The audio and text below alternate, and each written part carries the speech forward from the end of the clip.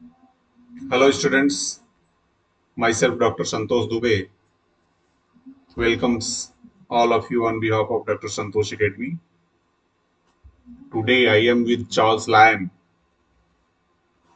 the life, works and literary context of Charles Lamb.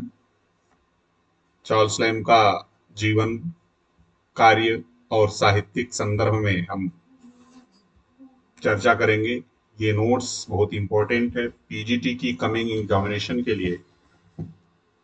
उसके दृष्टिकोण से मैंने इसको बनाया है, जिसमें हम संक्षिप्त चर्चा करेंगे चार्ल्स लैम की। आइए सभी लोग ध्यान से हम इस वीडियो को देखते हैं। एक एक लाइन पर हम बात करेंगे और बहुत ही इंफॉर्मेटिव नोट्स है। इसमें से लैम के कंसर्न में लैम के रिगार्डिंग जितने भी क्वेश्चंस आएंगे वो क्वेश्चन इस नोट से जरूर होंगे। बहुत इंफॉर्मेटिव नोट्स है ये। एक आइडिया आपको मिल जाएगा कि चार्ल्स लैम का क्या रोल रहा है इंग्लिश लिटरेचर में, और परीक्षाओं में तो इनसे क्वेश्चन पूछे ही जाते हैं। तो मैं चाहूंगा कि सभी लोग चैनल को सब्सक्राइब कर लें, आप शेयर करिए इसके लिंक को, और एक तरह से आप चैनल को प्रमोट करिए ताकि मेरा उत्साह बढ़ता रहे और मैं नया नया वीडियो आपके लिए लेकर आता रहूं। स्टूडेंट, जब तक आपकी टीजीटी पीजीटी परीक्षा एलटी इत्यादि की हैं, तब तक आपके नीड्स के according I will create and I will manage the content, I will compile the content, I will construct the video also, which would be very important and significant for your examination. So please subscribe the channel and come to the point. Just look on the screen and I will discuss very first the life sketch of Charles Lamb. सबसे पहले हम Charles lamb के जीवन के संदर्भ में, यानी इनका जन्म कब हुआ, मृत्यु कब हुई, इसके संदर्भ में एक हल्का सा चर्चा करेंगे। तो आप देखिए स्क्रीन पे, आपको very first point is born on 10 फरवरी 1775। 10 फरवरी 1775 में चार्ल्स लैम का जन्म हुआ था। क्राउन ऑफिस रो में हुआ था, इनर टेम्पल लंदन, यानी लंदन सिटी में जो इनर टेम्पल है उसी की क्राउन ऑफिस रो में इनका जन्म 10 फरवरी सन 1755 में हुआ था।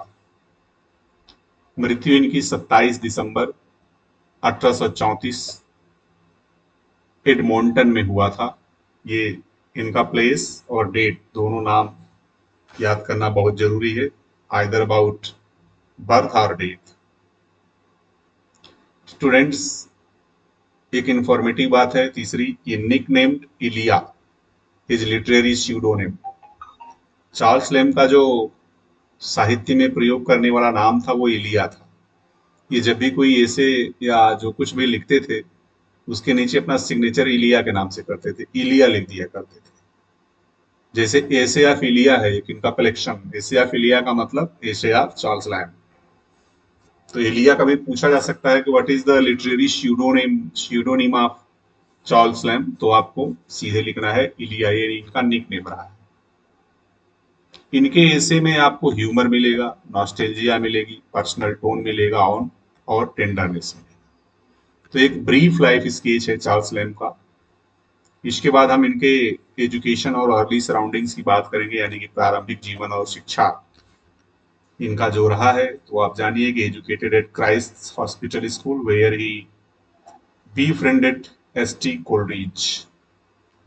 एस.टी. कोलरिज जो कि रोमांटिक पीरियड के बहुत ही जाने माने कवि रहे हैं।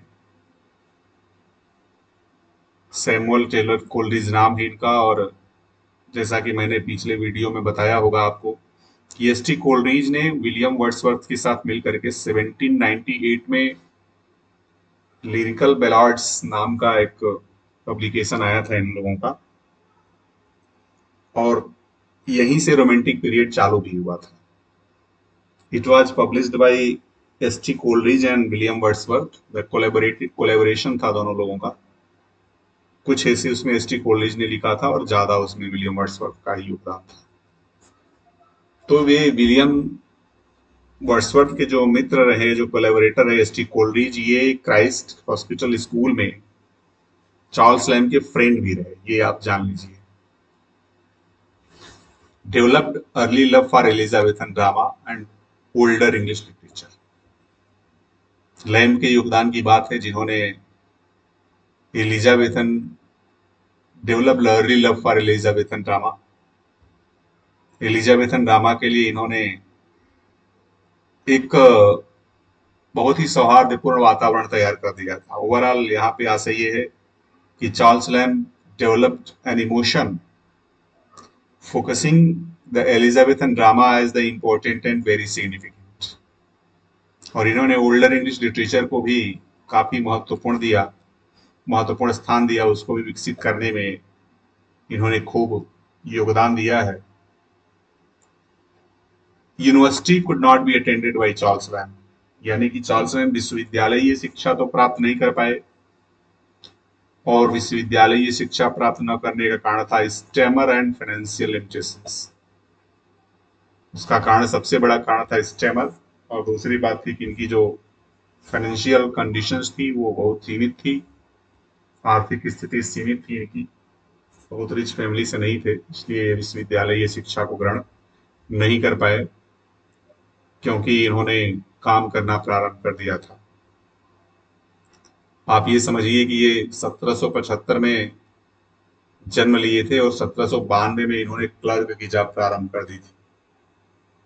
तो समझ सकते हैं आप कि मात्र 17 वर्ष की अवस्था में इन्होंने जॉब करना प्रारंभ कर दिया था, जिसकी वजह से इनकी जो हायर एजुकेशन यानी यूनिवर्सिटी एजुकेशन थी वो बाधित हो गई थी। तीसरी बात एम्प्लॉयमेंट के कंसर्न में हम करेंगे। क्लर्क इन साउथ सी हाउस 1792, ये क्वेश्चन आता है कि चार्ल्स लैम्ब कहाँ पे काम किए थे, है ना। तो चार्ल्स लैम्ब का जो सबसे पहला काम था वो 1792 में साउथ सी हाउस में क्लर्क का वर्क था। Later joint East India company.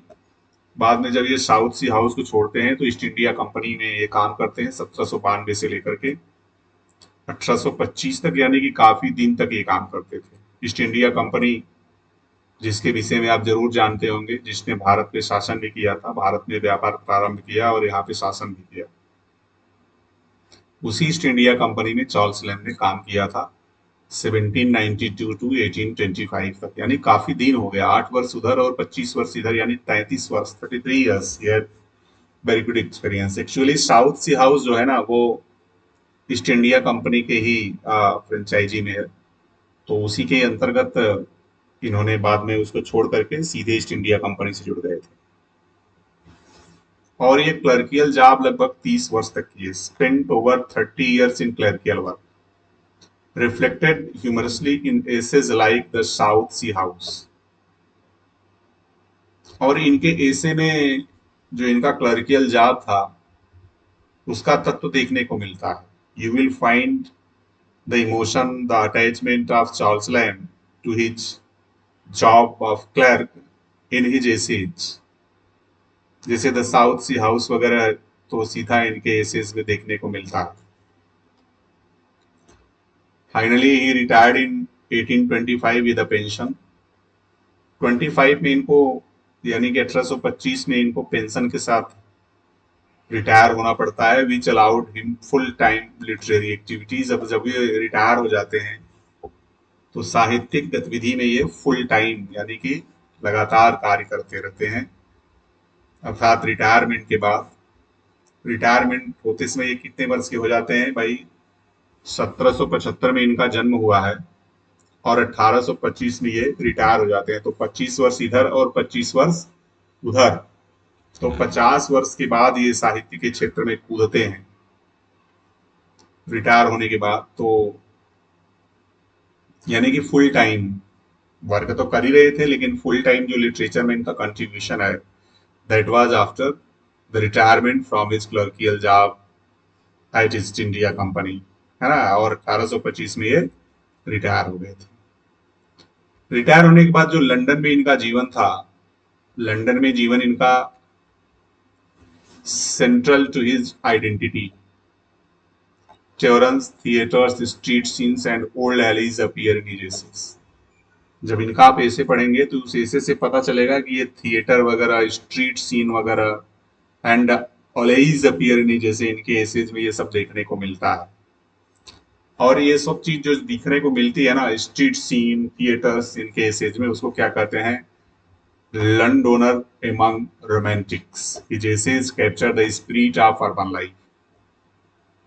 यानी कि इनका ये जो एसे है, इनके एसे में जो अर्बन लाइफ है, जो शहरी जीवन है, उसको आप पूरा विवरण देखने को मिलता है, जिसको लंडनर एमंग रोमांटिक्स, लंदन का मतलब कि जो लंदन में रहने वाले लोग हैं, लंडनर एमंग रोमांटिक्स, जो इनका भाव देखने को मिलता है ना एसेज में, उसी को लंडनर एमंग रोमांटिक्स कहते हैं। Londoner among romantics is not a book or not you can say stream of literature like the essay or paper or magazines, but this is called because of the different objects that are found in the works of Charles Lamb, है ना? And those works are called, and those symptoms or characters are called the London among romantics. इसके बाद आइए पांचवें point में थोड़ा सा हम इनके जीवन की सबसे इंटरेस्टिंग बात कर लेते हैं। जैसा कि आपको पता है कि किसी का जब भी आप जीवन परिचय पढ़ेंगे तो उसके जीवन में एक लव टर्न होता है। लव टर्न के संदर्भ में क्या था, तो ये लव के कंसर्न में बड़े ही डिसअपॉइंटमेंट रहे, ये बड़े दुखी रहे, बड़े निराश रहे, प्रेम इनको नहीं मिला, और इसकी वजह से ये थोड़ा सा इंसेनिटी में चले गए थे। अब आप देखिए लाइन में सबसे पहली लाइन जो इनके लव अफेयर के कंसर्न में है, early affection for Ann Simmons, है ना? एन सिमोन से ये प्रभावित थे, यानी कि उसके ऊपर आकर्षित थे। उसका नाम इन्होंने एलिस WN रखा है, ये देखिए ना ब्रैकेट में जो इन्वर्टेड कामा के अंदर है, और एलिस का नाम इनके ड्रीम चिल्ड्रेन में आता है। अगर आप लोगों ने ड्रीम चिल्ड्रेन पढ़ा होगा, dream children a reverie, this is a very famous essay written by Charles Lamb, where he has used this term. It means this term refers to his, you can say, beloved, to whom he was loving, to whom he was affected, जिसको ये प्रेम करते थे, है ना? And घटना क्या हुई है कि इंडेड विदाउट मैरिज, वो बिना विवाह के मृत्यु को प्राप्त हो जाती हैं। और जब आप पढ़ेंगे ड्रीम चिल्ड्रेन तो ये चीज आपको पता चल जाएगा, क्योंकि ड्रीम चिल्ड्रेन में ये अपने ग्रैंड माँ का वर्णन करते हैं और अपने बच्चों को बताते हैं। एक बार उन्होंने कहा है अपनी बेटी से कि ये मेरी बेटी, जो काल्पनिक बेटी है, ये एलिस की तरह लगती है ना? तो एलिस कौन है? This is the imaginary wife, and see Alice is referred to Ann Simmons, who was the beloved of Charles Lamb, and she was dead without marriage. मर गई थी, इंडेड विदाउट मैरिज। मरने का क्या मतलब, अंत हो गया था, विवाह नहीं हो पाया इनसे, जो इनका अफेक्शन था, जो प्रेम था, वह खत्म हो गया उनसे। ठीक है। दूसरा point, brief period of insanity in 1795, 1795 में ये थोड़ा सा पागल हो गए थे, इंसेनिटी, इन्होंने होश खो दिया था। एंड कन्फाइंड टू हॉक्सटन एसिलम, अनाथालय में इनको जाकर के भर्ती कर दिया गया था। ठीक है ना? कन्फाइंड मतलब वहां पे जैसे अनाथालय वगैरह में जहाँ पे लोग पागल वगैरह हो जाते हैं, एसिलम का मतलब जहाँ पे पागल लोगों को रख करके इलाज किया जाता है, उसको कहते हैं। तो हॉक्सटन एसिलम था, वहीं पे 1795 में जब इनका दिमाग डिस्टर्ब हुआ तो इनको वहीं पे रखा गया। ठीक है ना? और दिमाग डिस्टर्ब होने का कारण वही एनी सिमोन से इनका अफेक्शन था, प्रेम था। His sister Mary Lamb, subject to insanity, killed their mother. ये बड़ी विचित्र घटना है इनके जीवन की। इनकी बहन थी जिसका नाम मेरी लैम था, ठीक है ना? और मेरी लैम जो थी ना, मेरी लैम सब्जेक्ट टू इंसेनिटी, वो भी एक बार पागल हो गई थी, और पागल होने के कारण 1796 में किल्ड देयर मदर, इनकी माँ इसी पागलपन की वजह से मारी जाती है, यानी कि मर जाती है। और 95 में ही चार्ल्स लैम जेल में चले गए हैं। 96 में जो इनकी सिस्टर मेरी लैम्ब है, due to the insanity she killed her mother, माँ की डेथ हो जाती है। अब देखिए धीरे धीरे इनका साया इनके ऊपर से उठता गया, माँ मर गई और 96 में मात्र 21 साल के रहे। ठीक है। चार्ल्स सेक्रीफाइस्ड मैरिज, इन्होंने विवाह का बलिदान कर दिया, अर्थात ये विवाह नहीं किया, विवाहित रहे। And personal ambition to care for Mary, और मेरी जो इनकी बहन थी, and personal ambition to care, इनका पर्सनल जो लगाव रहा वो अपनी बहन के प्रति रहा, और उसके केयर के लिए इन्होंने विवाह नहीं किया, ये अपनी बहन को ही देख रेख में लगे रहे। ठीक है। तो चार्ल्स लैम्ब का जो जीवन रहा है वो बहुत ही निराशा का और इंसेनिटी का भी जीवन रहा है, ये बहुत इंपॉर्टेंट बात है। अब आप देखिए कि जो इतनी पीड़ा में जीवन को बिताया हो, गरीबी भी रही है ना, मदर भी मर गई, बहन पागल है, और एक समस्या मैं आपको बता दूं कि इनके घर में मैक्सिमम लोग बीमारी से पीड़ित थे, लोगों को ट्यूबरकुलोसिस था, टीबी की बीमारी से कई लोग मर गए थे, है ना। पक्षाघात भी बताते हैं लोग कि पक्षाघात से काफी लोग मर गए थे। तो ये सब उस समय लाइलाज बीमारियां थी। तो बड़ा ही दुखद घटना हुई है चार्ल्स लैम्ब के घर में। नेक्स्ट पॉइंट देखिए, छठवां है, ग्रीन कलर में लिखा गया है, फैमिली सराउंडिंग्स। थोड़ा सा फैमिली की बात करेंगे। चार्ल्स एंड मेरी लिव्ड टुगेदर, मेरी मतलब इनकी बहन है, और चार्ल्स दोनों साथ में रहते हैं, supporting each other intellectually and emotionally, भौतिक और भावनात्मक रूप से दोनों एक दूसरे को सपोर्ट करके अपना जीवन बिताते हैं, और दोनों अनमैरिड हैं, और दोनों पागल भी हो चुके हैं, ये समझ लीजिए आप। पागल होके ये तो एशिलम से वापस आ गए हैं ठीक होकर के। मेरी भी पागल ही हो गई थी, पागल थी तभी अपने माँ की हत्या कर देती है। तो ये जो घटना है, दोनों साथ में एक दूसरे का केयर करते हैं। Their collaboration produced children literature, और इनका जो आपस में रहना रहा, एक साथ रह करके इन्होंने क्या किया है कि चिल्ड्रन लिटरेचर, बाल साहित्य का जो है कि उदय किया, इन लोगों ने बाल साहित्य लिखना प्रारंभ कर दिया। जैसे tales from Shakespeare, poetry for children, बच्चों के लिए कविता, शेक्सपियर की कहानी, शेक्सपियर से कहानियां इत्यादि ये लोग लिखे। और these were the literature for the children, बच्चों के पढ़ने के लिए काफी उपयुक्त ये सब चीजें रही हैं। ये आ सकता है एग्जामिनेशन में, इसको आप नोट कर लीजिए। Tales from Shakespeare and poetry for children were produced by Lamb and his sister Mary. This is the collaborative creation. ठीक है ना। Relationship central to Lamb, selfless, tender outlook, reflection and dream children. जब आप dream children पढ़ेंगे तो इसमें आपको दिखेगा कि चार्ल्स लैम्ब कितना निस्वार्थ भाव का व्यक्ति है, उसके अंदर किसी भी प्रकार का स्वार्थ नहीं है। टेंडर का मतलब बहुत सॉफ्ट नेचर का है, प्लेन नेचर का है, ये चीजें रही हैं। क्लोजिंग ईयर्स का मतलब इनका अंत समय जो रहा है, थोड़ा सा इसकी हम चर्चा कर लेंगे। After retirement live with Mary at Enfield and later in Edmonton, retirement के बाद ये अपनी बहन के साथ रहते हैं, है ना। तो इनफील्ड में रहते हैं, और बाद में इन मॉन्टन में जाते हैं। इन मॉन्टन में इनका डेथ भी हो गया है। Health decline due to asthma and एरिस्टिशियल, जैसा कि हमने बताया कि ये भी बीमारी थे, अस्थमा इत्यादि की इनको बीमारी थी। फाइनली 1834 में, 1834, मेरी सर्वाइव्ड हिम टिल 1847, और 1834 में इनकी मृत्यु हो जाती है, और मेरी जो होती है वो 1847 तक जो है रही, बाद में उसकी भी मृत्यु हो जाती है।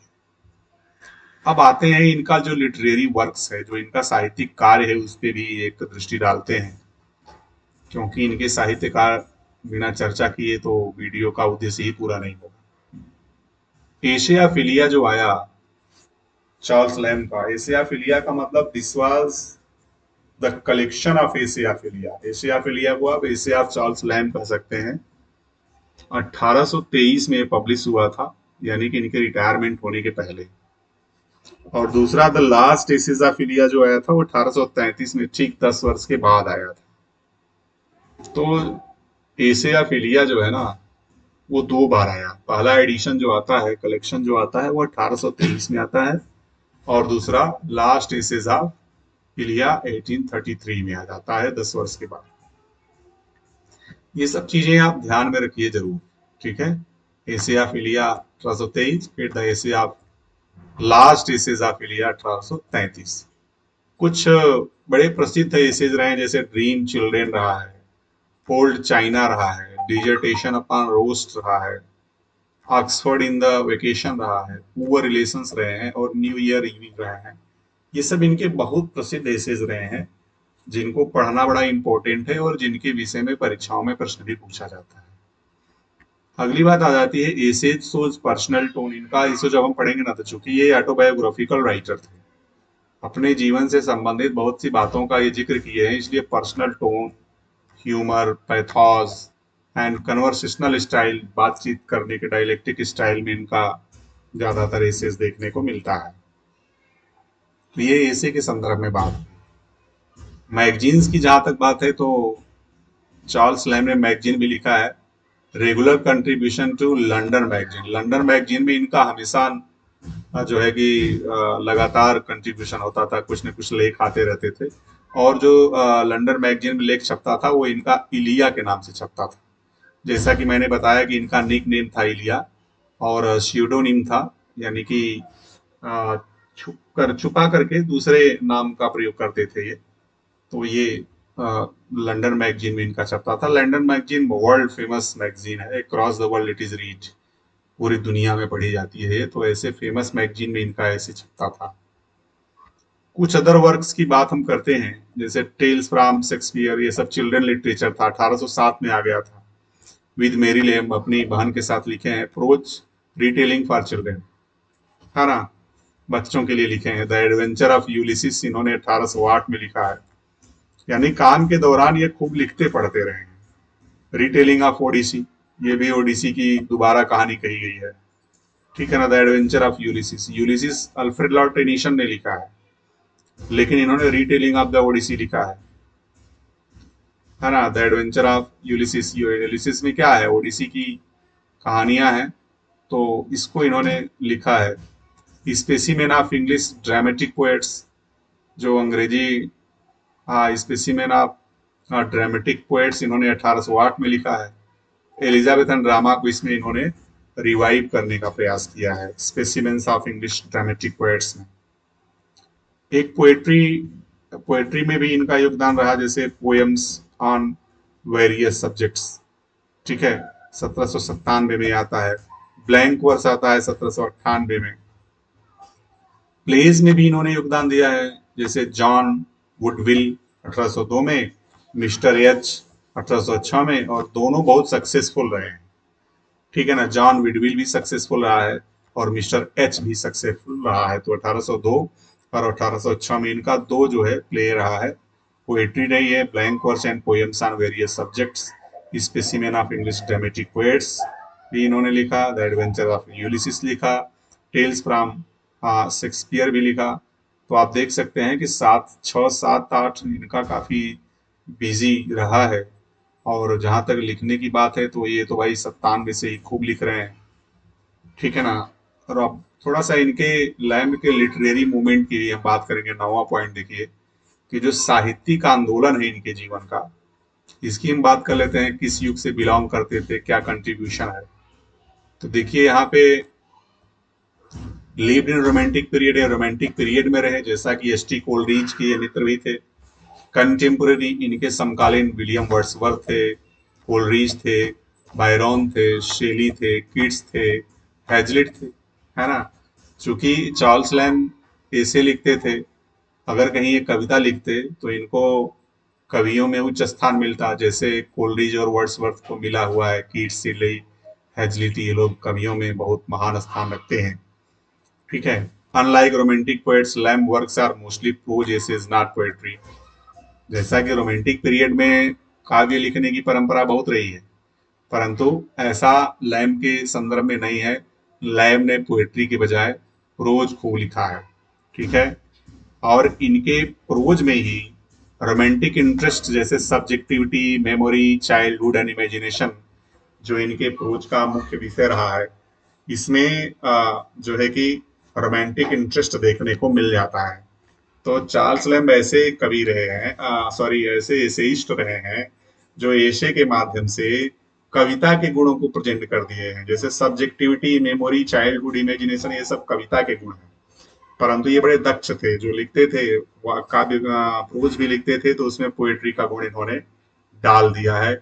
उसका कारण ये है कि ये रोमांटिक पीरियड से बिलोंग करते थे, और romantic period is known for its you can say romantic ideologies, है ना।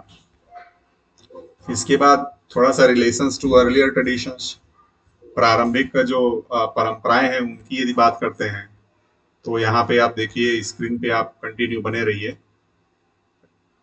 Deeply influenced by Elizabethan dramatist, Elizabethan time के जो नाटककार थे उनसे खूब प्रभावित थे, जैसे मार्लो हो गया, Christopher Marlowe, Beaumont, Fletcher, William Shakespeare, इन सब से खूब प्रभावित थे। इसीलिए तो इन्होंने एलिजाबेथन ड्रामा को रिवाइव करने का भी प्रयास किया है। His specimens of English dramatic poets revived interest in Jacobean drama. ठीक है ना। Style of and recall the intimacy of Montaigne's and humour of Addison prose but more personal. थोड़ा सा स्टाइल जो है इनका ना मोन्टेन से मिलता है, एडिशन से मिलता है, लेकिन आमतौर पे ये तो पर्सनल ही रहे हैं, ऑटोबायोग्राफी ही रहे हैं।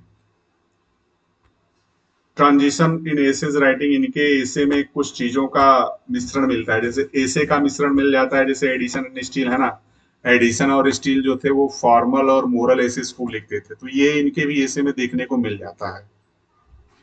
लैम्ब का जो मामला है, लैम्ब हमेशा पर्सनल रहे हैं, विविस्कल रहे हैं, ऑटोबायोग्राफिकल एसेस्ट रहे हैं, ठीक है ना। और इन्होंने हेल्प किया है कि इसको रोमांटिक पर्सनल एसे ट्रेडिशन को। लेटर कंटिन्यूड बाय हेजलिट, ले, हंट एंड विक्टोरियन एसेइस्ट जो थे, बाद में इनको फॉलो किए। तो कहने का ऐसा ये है कि चार्ल्स लैम्ब का खूब बड़ा योगदान रहा है अंग्रेजी लिटरेचर में। अब यहाँ देखिए कुछ लिटरेरी सिग्निफिकेंस है, इनका महत्व है साहित्य में, तो उसके दृष्टिकोण से यदि हम बात करेंगे तो देखिए title the Prince of English essayist इनको कहा जाता है।